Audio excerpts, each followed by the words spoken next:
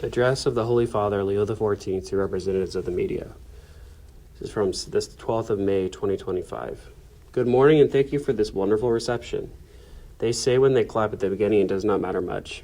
If you're still awake at the end and you still want to applaud, thank you very much. Brothers and sisters, I welcome you. Representatives of the media from around the world, thank you for the work you've done and continue to do in these days, which is truly a time of grace for the church. In the Sermon on the Mount, Jesus proclaimed, quote, "Blessed are the peacemakers," end quote.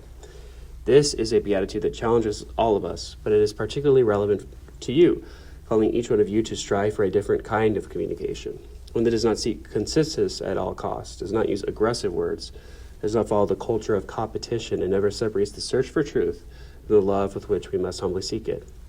Peace begins with each one of us, and the way we look at others, listen to others, and speak about others. In this sense, the way to communicate is of fundamental importance. We must say no to the war of words and images. We must reject the paradigm of war. Let me therefore reiterate today the Church's solidarity with journalists who are in prison for seeking to report the truth. And with these words, I also ask for the release of these imprisoned journalists. The Church recognizes in these witnesses, think of those who report on war even at the cost of their lives, the courage of those who defend dignity, justice, and the right of the people to be informed, because only informed individuals can make free choices. The suffering of these imprisoned journalists challenges the conscience of nations and the international community, calling on all of us to safeguard the precious gift of free speech and of the press. Thank you, dear friends, for your service to the truth. You have been in Rome these past few weeks to report on the Church, its diversity, and, at the same time, its unity. You were present during the liturgies of Holy Week and then reported on the sorrow felt over the death of Pope Francis, which nevertheless took part in the light of Easter. That same Easter faith drew us into the spirit of the conclave, during which you worked long and tiring days. Yet even on this occasion, you managed to recount the beauty of Christ's love that unites and makes us one people guided by that Good Shepherd. We are living in times that are both difficult to navigate and to recount. They present a challenge for all of us, but it is one that we should not run away from. On the contrary, they demand that each one of us, in our different roles and services, never give in to mediocrity. The Church must face the challenges posed by the times. In the same way, communication and journalism do not exist outside of time and history. St. Augustine reminds of this when he said, quote, "Let us live well, and the times will be good. We are the times," end quote. Thank you, therefore, for what you've done to move beyond stereotypes and cliches through which we often interpret Christian life and the life of the Church itself. Thank you, because you have captured the essence of who we are and conveyed it to the whole world through every form of media possible. Today, one of the most important challenges is to promote communication that can bring us out of the, quote, Tower of Babel, in which sometimes we find ourselves, out of the confusion of loveless languages that are often ideological or partisan.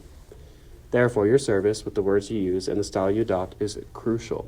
As you know, communication is not only the transmission of information, but it is also the creation of a culture of human and digital environments that become spaces for dialogue and discussion. Looking at how technology is developing, this mission becomes ever more necessary. I think in particular of artificial intelligence, with its immense potential, which nevertheless requires responsibility and discernment in order to ensure that it can be used for the good of all, so that it can benefit all of humanity. This responsibility concerns everyone in proportion to his or her age and role in society. Dear friends, we will get to know each other better over time. We have experienced, we can say together, truly special days. We have shared them through every form of media, TV, radio, internet, and social media.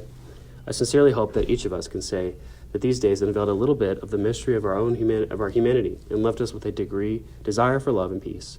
For this reason, I repeat to you today the invitation made by Pope Francis in his message of this year's World Day of Social Communications. Let us disarm communication of all prejudice and resentment, fanaticism, and even hatred. Let us free it from aggression. We do not need loud, forceful communication, but rather communication that's capable of listening and of gathering voices of the weak who have no voice. Let us disarm words, and we will help to disarm the world. Disarmed and disarming communication allow us to share a different view of the world and to act in a manner consistent with our human dignity. You are at the forefront of reporting on conflicts and aspirations for peace, on situations of injustice and poverty, and on the silent work of so many people striving to create a better world.